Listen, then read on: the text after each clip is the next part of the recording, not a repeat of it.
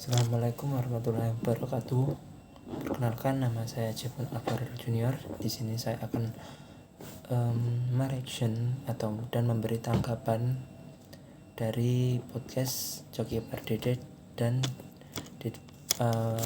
Guru Kembut. Tidak sepicik itu untuk lebih mengutamakan yang percaya tapi kosong. Lo paham kan maksud gue? Karena kalau memang, karena buat gue pada menit 9:28 sang narasumber atau Coki Pardede membuat asumsi bahwa kalaupun Tuhan ada, dia tidak sepicik itu untuk lebih mengutamakan yang percaya kepada dia tapi hatinya kosong. Jadi argumen saya, Tuhan saya atau Allah Subhanahu wa Ta'ala sebagai zat yang maha sempurna, maha pengasih, tidak akan bersikap picik hanya memilih seseorang atau hambanya berdasar pada kepercayaan atau keimanannya. Tuhan saya atau Allah Subhanahu wa Ta'ala melihat lebih dalam ketulusan hati, niat baik, dan perbuatan nyata hambanya.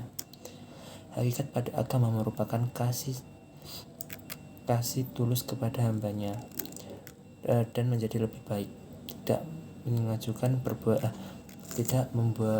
melakukan perbuatan yang selama ini dilarang oleh Allah Subhanahu wa Ta'ala, yang mana itu sudah menunjukkan bahwa hambanya sudah memiliki niatan baik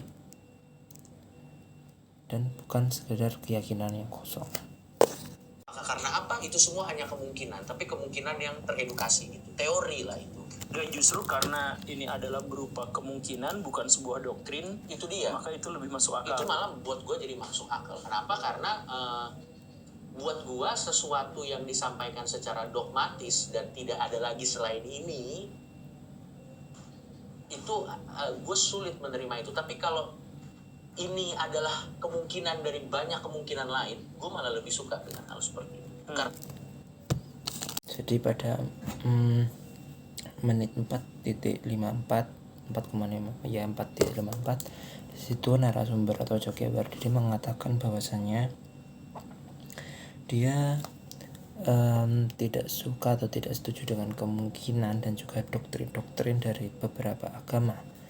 Jadi menurut saya, argumen saya, mengapa kita dalam asumsinya dia bicara itu doktrin, sebetulnya tujuan dari pernyataan agama yang mengatakan salah dan benarnya sesuatu itu adalah untuk kebaikan para umatnya, bahwasanya kita akan dijaga untuk selalu berperilaku baik dan selalu memiliki etika sesuai dengan agamanya masing-masing. Jadi menurut saya, kalau narasumber bilang itu doktrin, menurut saya itu doktrin yang baik, atau itu mengajarkan kita kepada hal yang lebih baik, seperti itu. Dan itu tidak bisa disalahkan karena itu memang menjadi batasan dan pedoman kita untuk melakukan sesuatu di dunia ini. Jadi maksudnya kalau misalnya ada pertanyaan yang mengatakan bagaimana kalau Anda salah, saya balik, bagaimana kalau Anda salah? Oh, jadi kalau ateis itu cuma 50-50. Yes. Ada dan tidak ada. Ada dan tidak ada. Kalau yang misalkan beragama 1 berbanding 2.500. Ya, dan bagaimana kalau ternyata Anda yang beragama ada di agama yang tanda kutip salah, dan setiap hari Anda hanya bikin Tuhan yang benar makin marah? Menurut gue secara perbandingan sih harusnya lebih berbahaya atau lebih sulit yang itu.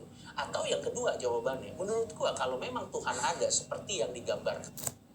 Jadi pada menit ke 11:20 narasumber Coki Pardede berbicara bahwasanya bagaimana jikalau kita menyembah Tuhan yang salah dan malah membuat marah Tuhan yang benar. Jadi menurut argumen saya pada pernyataan Coki Pardede tersebut, bahwasanya kita sebagai manusia itu terlahir tidak pernah meminta untuk terlahir di dalam perut siapa.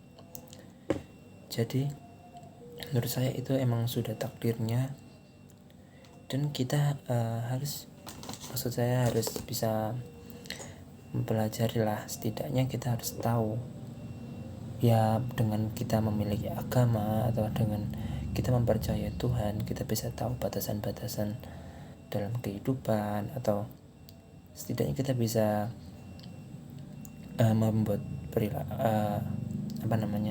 perilaku baik di kehidupan ini dan mencari makna kehidupan.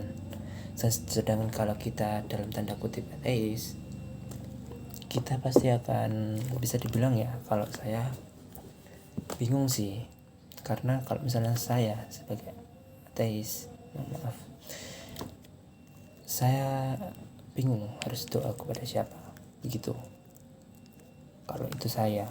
Makanya dengan kita memiliki agama dan memiliki Tuhan, karena seperti Tuhan saya Allah Subhanahu wa Ta'ala, kita bisa memiliki tempat untuk misalnya kita ingin mengadu atau berdoa atau berkeluh kesah. Jadi kita akan mempunyai pegangan di diri kita sendiri, seperti itu.